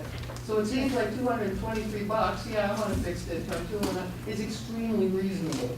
Right. Even going up more for what we're getting. I think they do a damn good job here. Good, I'll pass it on to the guys. Right. I think that if you should increase it, just increase it at once. Like, if you're gonna go up to 250, 250. Like, instead of doing 25 increments, like, I think people will start getting. Well, the first thing we're gonna do is we're gonna send a letter to the city councilors telling them that we're doing an increase in the next 6 months, so we make sure we get that. So just for some quick numbers, because everyone likes to use different numbers. So if we pay $223 now, and you increase it 10%, then you will have generated not enough money to meet the proposed budget. So 10%, a quarter means something, but 10% on 223 means something. So when you add that and multiply it by 3,000 customers a day, you still don't reach the revenue needed to run the operation. So our question and the thoughts tonight have to be around, do we want to make an investment in the transfer station and keep that as a business, comply with all the regulations coming down the pipeline, and to maintain control locally? Yes. At any cost? Not at Or any two, cost. okay, say it, everyone says yes, that's fine, doesn't matter to me. And then, or do we want to fix a contractual deal with somebody else to either lease the property or buy the property, and provide a long-term agreement with the city of Greenfield for picking up the trash? No. No. Kind of recourse will be had with them. Oh, that's the contract.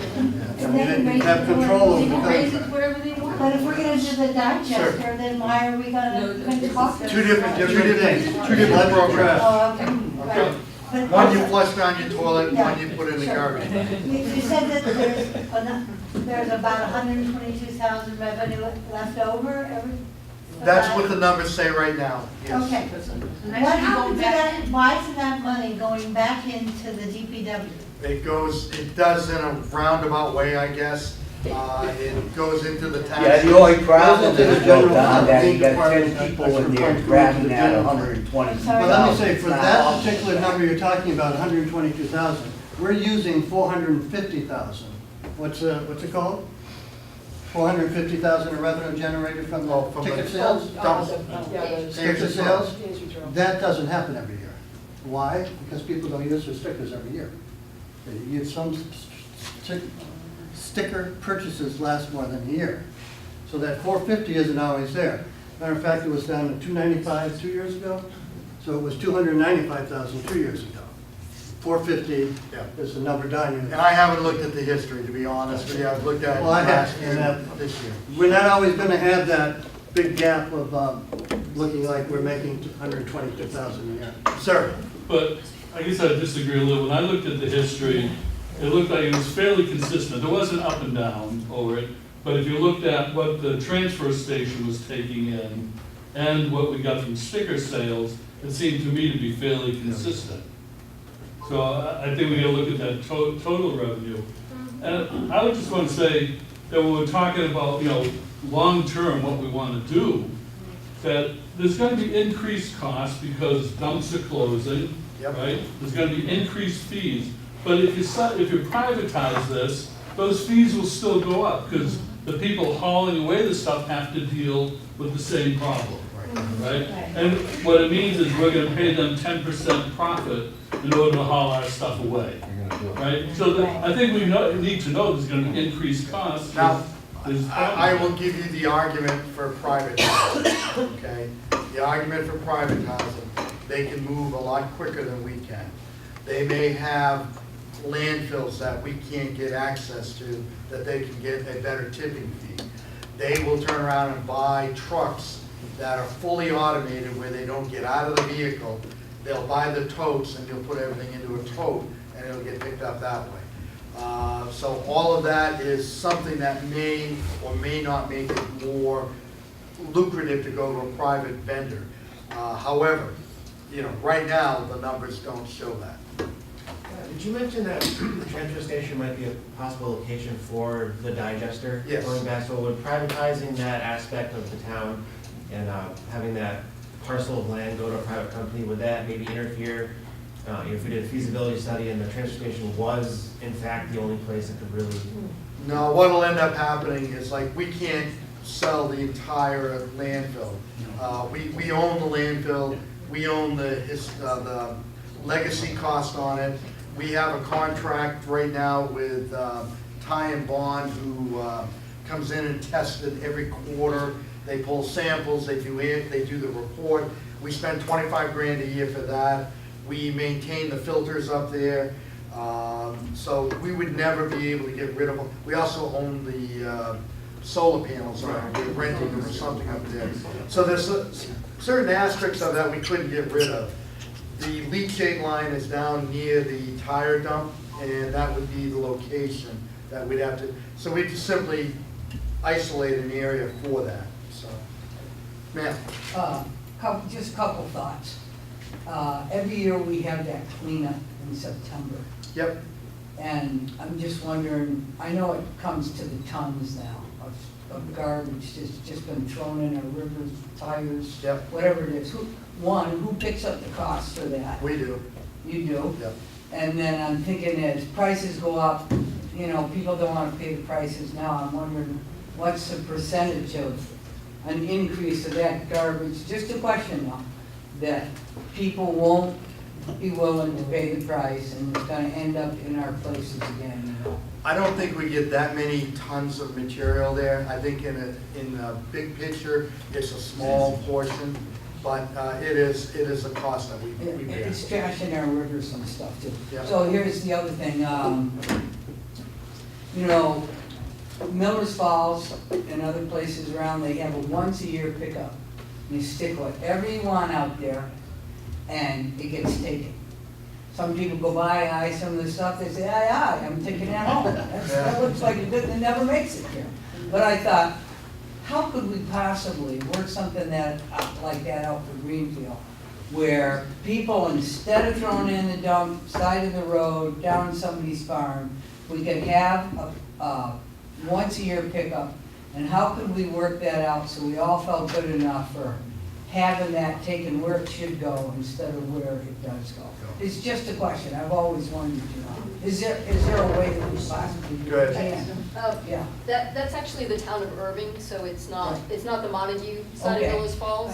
I'm just wondering Irving does for it us. every year, it calls Anything Goes. It Yeah. costs the town about $40,000 because everybody from every other town brings their stuff here.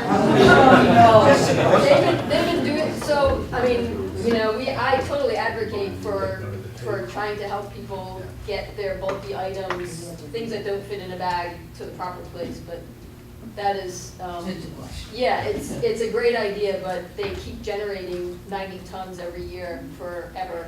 I've been at the district 25 years, and they've been doing 90 tons every year. From that 1 week, 90 tons for 1 You week. need, what are we, 3 to So- 5 tons on that so river cleanup? The reality though is that stuff is coming from somewhere, and it's coming from every other community that people don't have a good outlet. What's the data that's So, yeah, you know, I mean, it's hard. It's hard to deal with that bulky stuff, for sure. Since I heard about the possibility of privatizing, I've been going into the academic literature about research of costs of is it cheaper, is it more expensive, what about the service of it? Now, first of all, the literature out there is scant.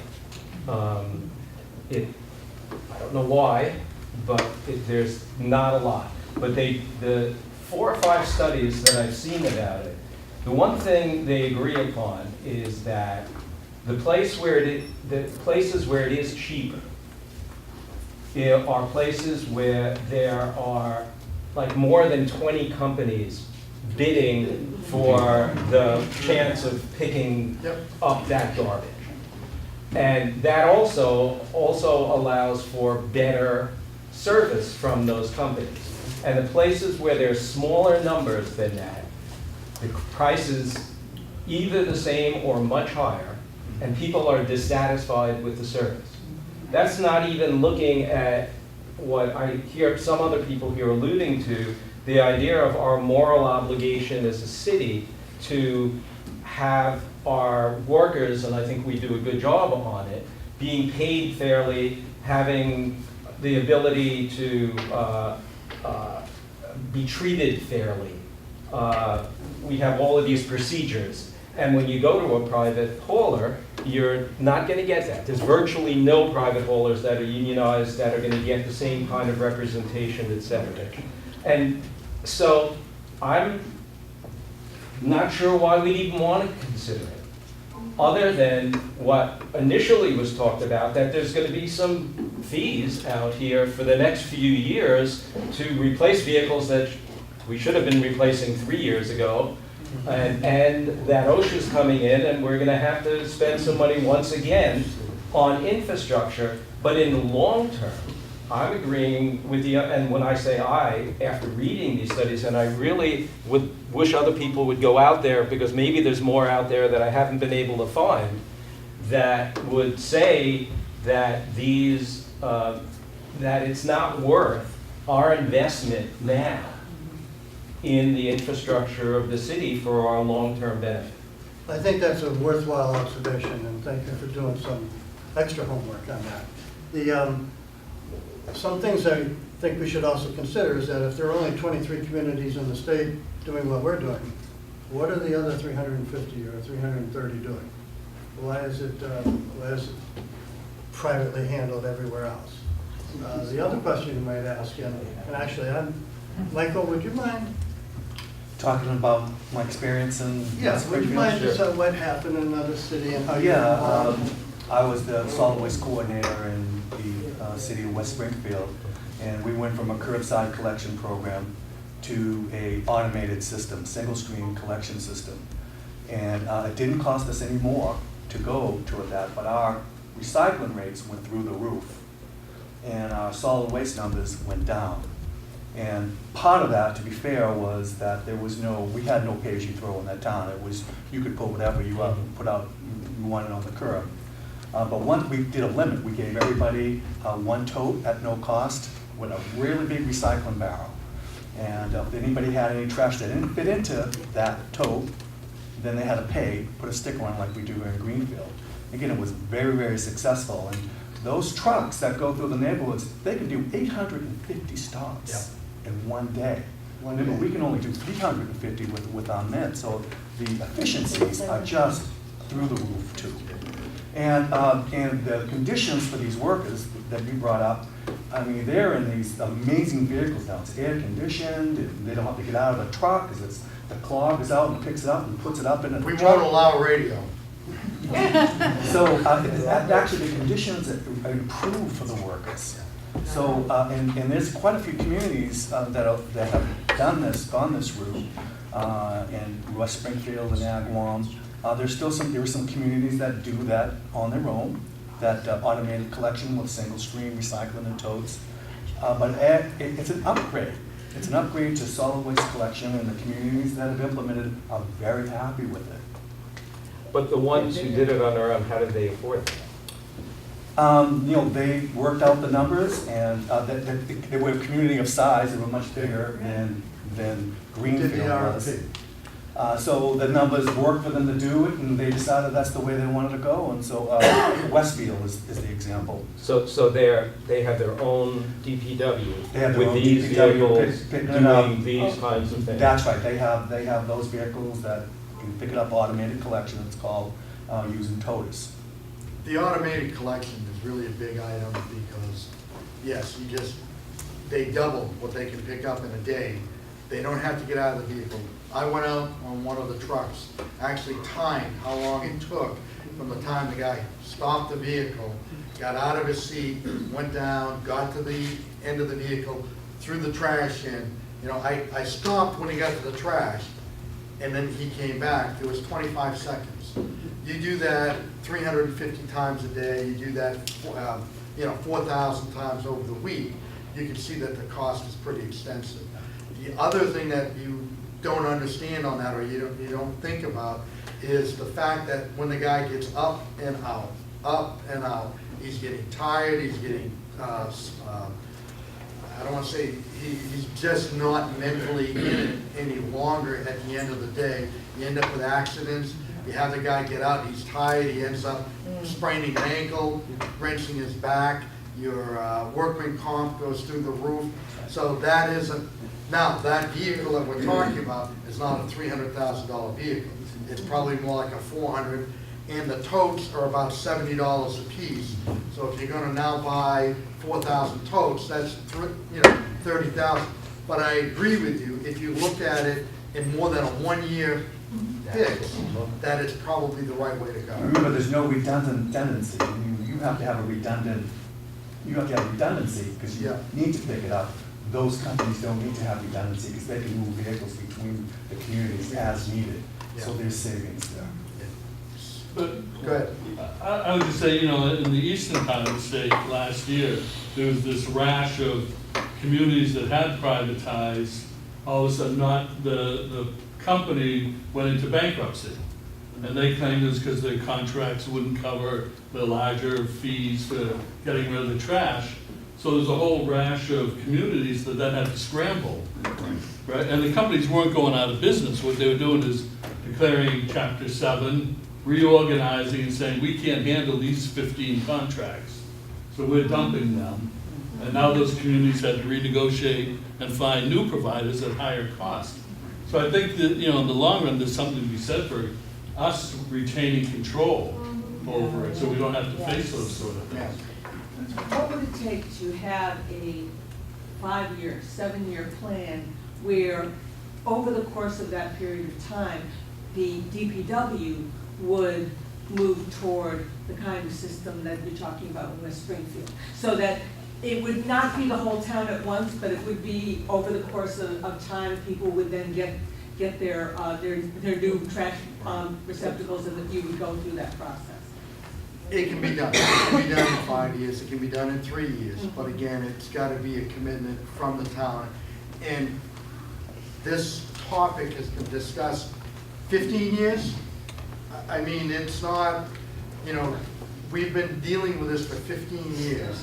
I've been dealing with three years, and I thought it was a foregone conclusion that the taxpayer was picking up the tab for that. and I find out it's not the case. I mean, it may be net zero, it may be a little bit going back into the tax rate, but at some point, you have to turn around and say, no, we're gonna do this, but, and again, you're gonna do it, but you're gonna do it right. Right. And I'm sorry, I actually had a city councilor tell me, we don't fix anything in this town until it's broken.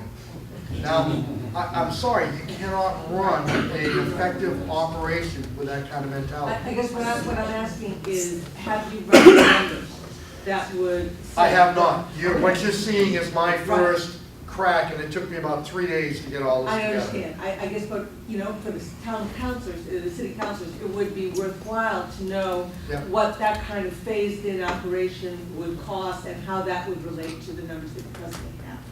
Yeah, I think the conversation about privatization, not only in this room, but in our community, is going to happen, because not everybody, I mean, wants to go, say, and keep the asset and the operation owned by the town. So from my perspective, you know, okay, there are over 300 communities in the Commonwealth that are actually subcontracting with the private companies.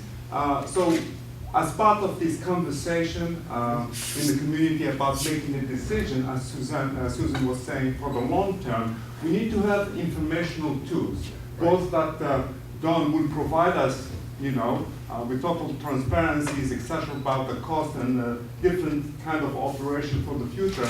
But we need to really do some smart benchmarking, taking communities that have already had contract for the last, say, 10, 15, or 20 years, and take like half a dozen or maybe even 3 or 4 about the size and the demographic of Greenfield, and look really at their numbers, how they have changed over a long period of time from the day they have contracted with private companies till, you know, till 20 years later, you know, and see really the effect of inflation or greed or whatever. Because we really need to come to a decision about this in a rational manner, and you know, the numbers are not going to lie. Right. I think those comments were wonderful. Go ahead. I would just recommend, let's put a bid out. I mean, we don't have to accept it. Let's get some numbers. Well, that was sort of what we were leaning towards back in January. We were going to turn around and do an RFP, and it got out the wrong way, and all of a sudden I'm firing 10 people, and I had people throw tomatoes at me. I'm exaggerating, but you know, the bottom line is that was sort of what we were beginning to lean towards. But then again, when I looked at the numbers today, it's almost a waste of time. But we will take a look at some other things. I thought I wanted to be here all night now, but I'm hoping we're almost done. Something that hasn't been mentioned, I haven't heard the buzzword zero waste, and a lot of communities have that as a mantra now, and that's a certain absolute way to reduce tipping fees. And so if we could significantly, say double the recycling rate in town, and move towards zero waste, which is the goal, the DEP master plan is named zero waste. I mean, I'm not saying that that's gonna happen, but that needs to be part of the discussion, that we need to stop being a throwaway society, and that requires systemic change from the bottom all the way to the top. Right. So we don't necessarily need to make it affordable and easier and easier and easier for people to throw away stuff. We need to decrease the amount of stuff that we need to throw away, and that needs to be a featured part of any discussion having to do with solid waste management. Yes. Just one last thing. I think if you're talking about putting something up for bid, is to be able to measure things equally. In all my experience with cities and towns that privatized, part of that deal was they had to get rid of their equipment. And and that's what I've seen around most places. And then it's very hard to go back, right? Because then you have the $5-7 billion cost immediately that you have to come up with. So I think if you're measuring it right, you gotta somehow factor that in. Otherwise, do we want to keep the trucks and just let them sit there for 5 years while we're doing an experiment? But you have to look at that too. Sir? This is draconian, but I used to be a resident of New York City for many years. And when they went to recycling in the 1990s, they were doing worse than Greenfield is now on recycling. Yep. And I believe it was in 1999, no, it was in 1997, the recycling rate went through the roof because they had inspectors going around, and anything that was recyclable that was in your garbage can, you got a fine for. And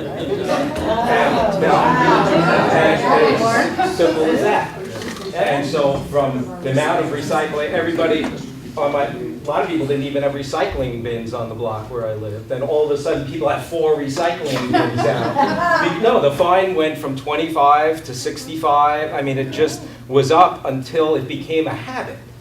And again, in a town like ours, I wouldn't even want the town council to vote for that. I'm never for referendums, but boy, would I like to see a referendum on that, where the numbers went out to people. And we said, this is how much you would save if we just had, and I think it's draconian because I think people should do it just because it's the right thing to do. But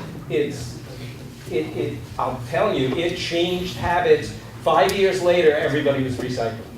It just was simple. It was like brushing your teeth. You know, nobody thinks about getting up in the morning and brushing your teeth. Everybody just had recycling things after a while. It seems like if we raise the price of the stickers, that's doing everything all at once. Well, again, there's good and bad with it. You gotta do it slow and small and responsible, because if we increase it too fast, you'll end up with stuff ending up in Murphy Park, you'll end up down at the, well, we already get stuff in Murphy Park. But you'll end up getting stuff in the rivers, you'll end up with people, well, I'm not paying $30 for this TV, and they'll drop it at Poet C. We had 2 of those last year. So again, some of those things, you gotta be a little careful on it. But I do agree with the only way that I have right now to get people to increase their recycling is to raise the rate a little bit. But and again, that's something that we have to start talking about. It's not something that we're going to try to do just yet, because I have to let the council know before we do it. So, all right? Just one last quick comment. So let me just get a quick feel from the people here. One option would be to buy a couple trucks, because we've got 2 dead ones, we have 8 because we have redundancy, so we need 2 anyways. We need some vehicles, but I don't think we're going to replace those. We're going to go to a 4-day work week. Okay, so we have 6, and we need 2 of those 6. We need 2 in the next 2 years. We need to replace 2 of them. Would it be worth it to save our money and buy one of those big trucks that will double or triple our pickups? Yes. Instead of buying these smaller trucks I think that it only would. pick up 300 or 350. And And maybe people then could those pay are for try their and have own. everybody get a free tote. That way, Is that a project we can realistically roll out one piece at a time, or would we need to convert the whole system at once? Would there be an upfront capital cost as well? If you're smart and you do it correctly, you can do it a route at a time versus trying to do the whole city at one time. So that is Yes. possible. We could start with one truck. Yeah. Are there certain sections of town that might be hard to bring a vehicle like that into, like the, you know, the tree belts and parking and, you know, low overhanging? We got a lot of little dead ends that we may need to take a look at and saying, you know, we love the fact that we can take it off your porch right now, but with this vehicle, we may need to turn around and have you bring it to the main road.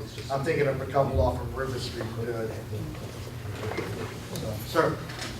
Is there any stopgap measure option where we possibly lease the vehicles that we need? Again, we're trying to do that with pickup trucks right now, and that seems to be doable. But when you get to the bigger equipment, you can do it. I'm not sure there's a real advantage to it, because you're essentially buying the vehicle. They call it a lease, but you're essentially buying the vehicle. You're just doing it over 3 years instead of 1 year. So, and you're paying a couple percentage more for that. What I might try to do is see if we can find a vehicle like that that we can use, borrow, not, purchase, so that we can turn around and test it out and see, geez, I don't know, we just picked up 200, totes, and, and once I can do that, I could possibly sell it. Or I could go to one of the other communities that is already set up. West Springfield, you're telling me it's all set up. So that could be a trip down to West Springfield, take a hard look at how they're doing it. But the system in West Springfield, that's not privatized, right? This is their own town? Private. It's private. It's Westfield that does their own. Westfield. Okay. Either one, I'll get with you. When Picket Lane comes up in March with the council, I'll talk with you about that. I just want to say that I feel very strongly that our system should not be privatized. I think that we need to, keep our ownership of it. Okay. And it's a town, I just don't like seeing our public services going private. And I second that we have to consider people who are low income and poor. And what happens is sometimes you call poor people dirty having all this garbage, when the truth is they can't afford to have it taken away, or they can't afford anything better. So it's just like setting them up to fail. Yes. And if we don't consider them, like maybe go to the project and what they need. Okay. So I agree too, with, Harmony.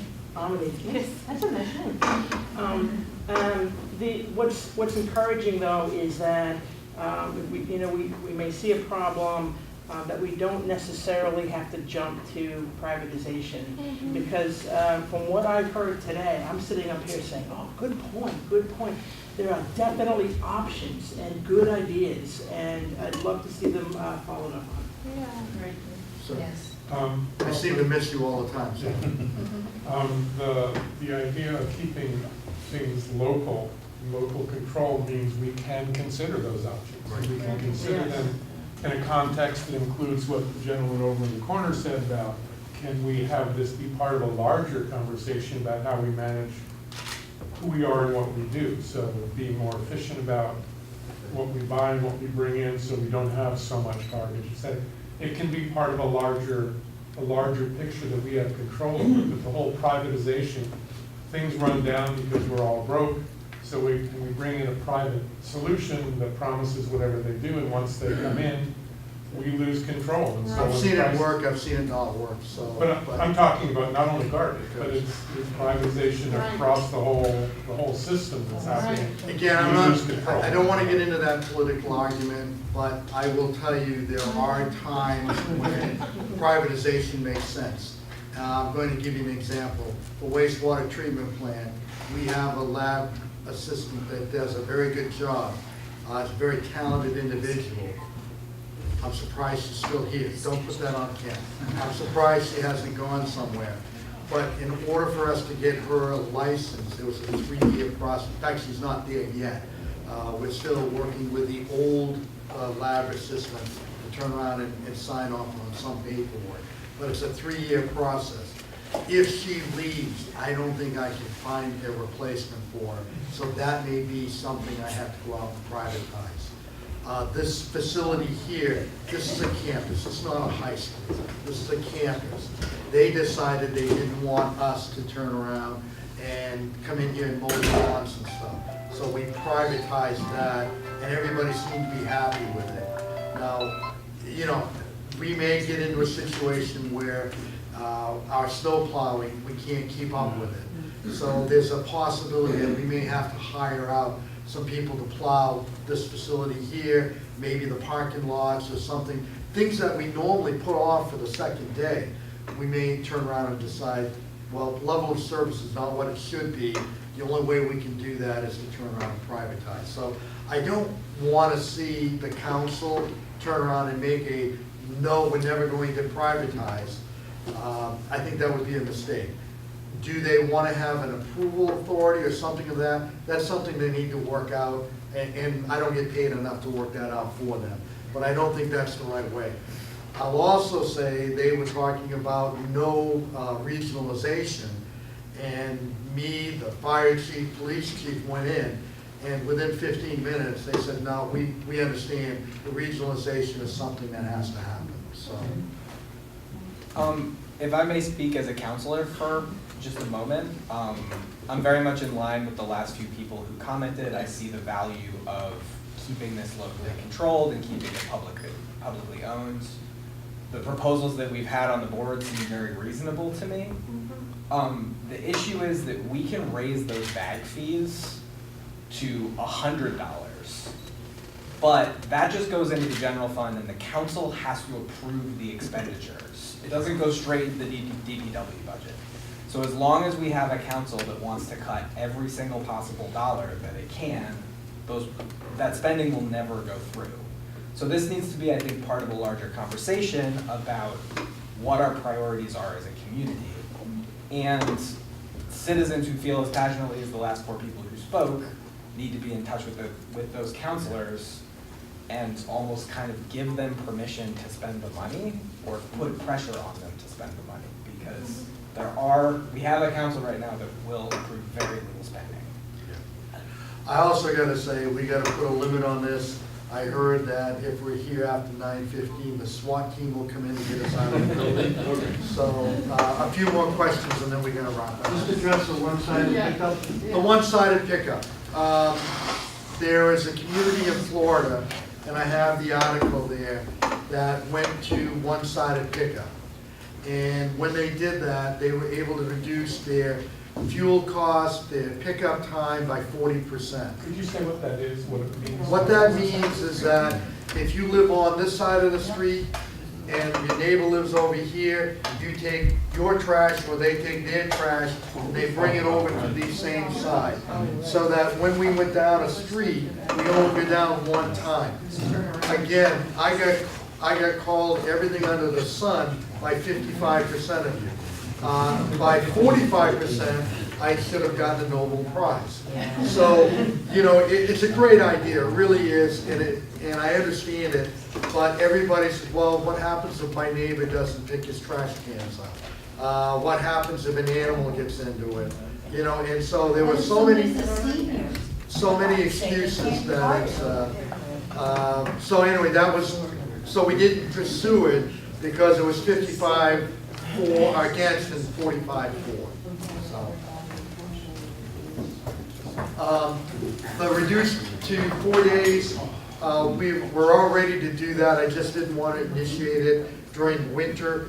And I know yesterday everybody thought winter was over with. Today, obviously, was a good reminder that it's not, that you probably still have another 4 or 5 weeks. Once we do that, and we're ready to do that, we're gonna talk to the council and make sure they understand we're gonna go to the 4-day week. And once we go to the 4-day week, what that does is it allows me to stay with 6 vehicles instead of 8.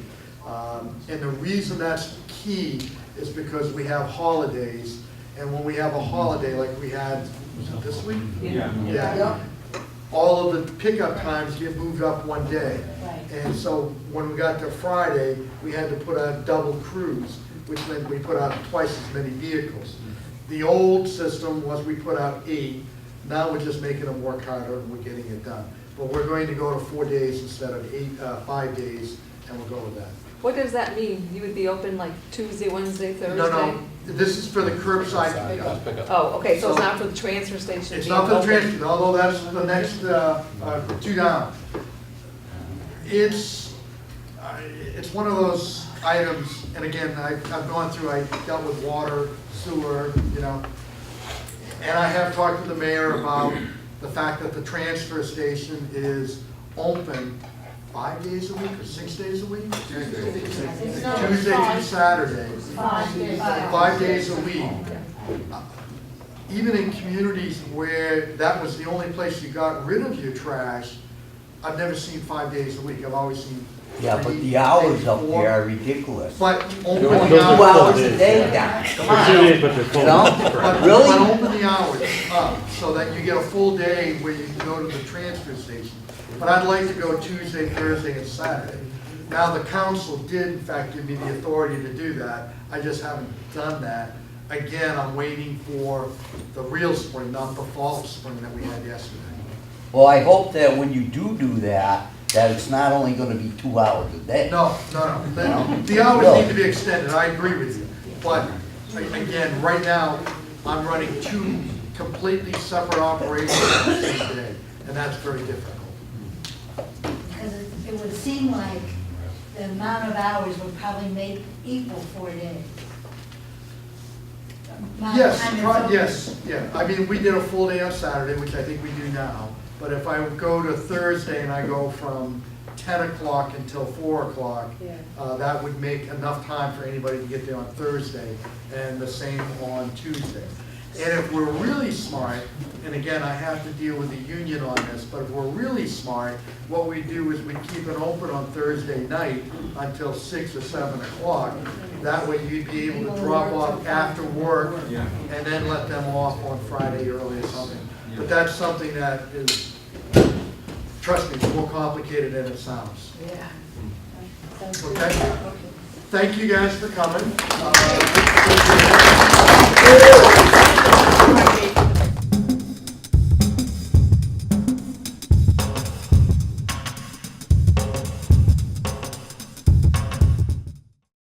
All of our productions at GCTV are sponsored in part by Bay State Health, providing the care you and your family need when you need it close to home. Visit them online at baystatehealth.org. Greenfield Savings Bank. Visit them at 400 Main Street in Greenfield. Call them at 774-3191 or go online to greenfieldsavings.com. Greenfield Community College, providing access and excellence in higher education in the Pioneer Valley. Visit them at gcc.mass.edu. The Hammond Family. The Hammond family are longtime supporters of Greenfield Community Television.